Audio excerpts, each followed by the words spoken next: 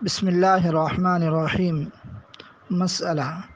جو عاقل بالغ مقیم مسلمان قربانی کے دنوں میں نصاب کا مالک بن جائے، یعنی ان کے پاس قیمت 45,000 روپے نقد ہو، یا اس کے پاس تھوڑا سونا، تھوڑی چاندی یا تجارت کا سامان ضرورت سے زیادہ،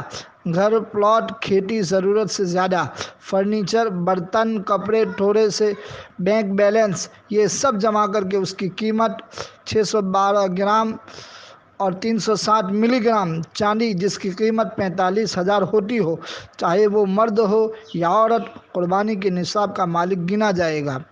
اور ان کے اوپر قربانی واجب ہوگی۔ دوسری بات، چاہے گھر کے ابا کے پاس اتنی رقم